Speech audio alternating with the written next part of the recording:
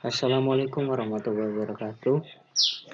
Nama saya Denis Suprantiono, perwakilan dari kelompok 5. Di sini saya akan menjelaskan tentang dinamika interaksi sosial dan dilema kepentingan individu dan masyarakat.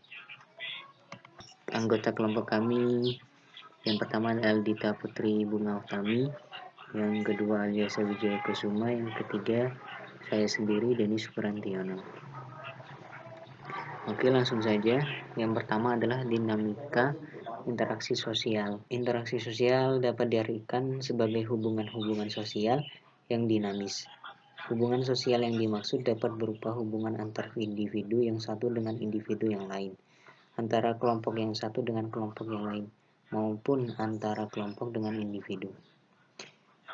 Interaksi sosial dapat terjadi bila antara dua individu atau kelompok terdapat kontak sosial dan komunikasi.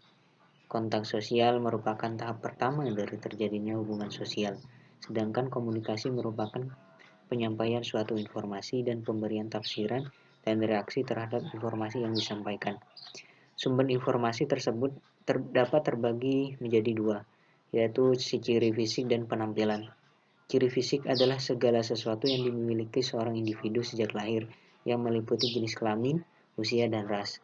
Sedangkan penampilan dalam hal ini meliputi daya tarik fisik, bentuk tubuh, penampilan berbusana, dan wacana. Ciri-ciri interaksi sosial: yang pertama, pelakunya lebih dari satu orang. Yang kedua, adanya komunikasi antar pelaku melalui kontak sosial. Yang ketiga, mempunyai maksud dan tujuan. Dan yang keempat, ada dimensi waktu yang akan menentukan sikap aksi yang sedang berlangsung. Faktor-faktor yang mendasari berlangsungnya interaksi sosial yaitu yang pertama adalah imitasi, yaitu tindakan meniru orang lain. Faktor imitasi mempunyai peranan yang sangat penting dalam proses interaksi sosial. Salah satu segi positifnya adalah bahwa imitasi dapat membuat seorang untuk mematuhi kaidah-kaidah yang berlaku. Yang kedua yaitu sugesti. Sugesti ini berlangsung apabila seorang memberikan pandangan atau sikap yang dianunya, lalu diterima oleh orang lain. Yang ketiga, identifikasi merupakan kecenderungan atau keinginan seseorang untuk menjadi sama dengan pihak lain. Sedangkan yang keempat, simpati merupakan suatu proses di mana seorang merasa tertarik kepada pihak lain. Yang kelima, empati merupakan simpati yang mendalam yang dapat mengaruhi kejiwaan dan fisik seseorang. Syarat terjadinya interaksi yang pertama adalah kontak sosial. Kontak sosial ini dapat terjadi bisa langsung ataupun tidak langsung. Secara langsung ya bisa secara hubungan fisik atau berbicara secara langsung. Yang tidak langsung seperti menggunakan handphone, telepon ataupun surat. Yang kedua adalah komunikasi. Komunikasi adalah suatu proses penyampaian informasi dari satu pihak ke pihak lain dalam rangka mencapai tujuan bersama. Ada 5 unsur pokok dalam komunikasi, yaitu komunikator, yaitu orang menyampaikan informasi atau pesan atau perasaan. Yang kedua, komunikan, yaitu orang atau sekelompok orang yang dikirimi pesan. Yang ketiga, pesan, yaitu sesuatu yang disampaikan oleh komunikator kepada komunikan. Yang keempat, media, yaitu alat untuk menyampaikan pesan.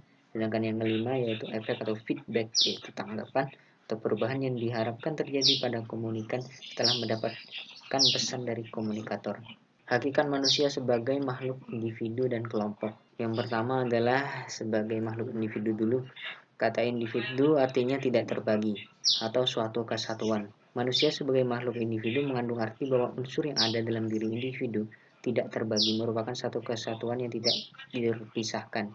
Jadi individu hanya sebutan yang tepat bagi manusia yang memiliki keutuhan jasmani dan rohaninya, keutuhan fisik dan psikisnya, keutuhan raga dan jiwanya. Yang kedua, hakikat manusia sebagai makhluk sosial. Makhluk hidup yang disebut manusia merupakan makhluk sosial dan makhluk yang senang bergaul. Status makhluk sosial selalu melekat pada diri manusia. Manusia tidak bisa bertahan hidup secara utuh hanya dengan mengandalkan dirinya sendiri. Sejak lahir sampai meninggal, manusia memerlukan bantuan orang lain. Dilema antara kepentingan individu dan masyarakat. Individu yang termasuk kepentingan keluarga, kelompok atau golongan, dan kepentingan masyarakat yang termasuk kepentingan rakyat. Dalam diri manusia, kedua kepentingan itu satu sama lain tidak dapat dipisahkan. Apabila salah satu kepentingan tersebut hilang dari diri manusia, akan terdapat suatu manusia yang tidak bisa membedakan suatu kepentingan. Jika kepentingan individu yang hilang, dia menjadi lupa kepada keluarganya. Jika kepentingan masyarakat yang dihilangkan dari diri manusia, banyak timbul masalah masyarakat. Contohnya adalah korupsi. Inilah yang menyebabkan kebingungan atau dilema manusia jika mereka tidak bisa membagi kepentingan individu dan kepentingan masyarakat.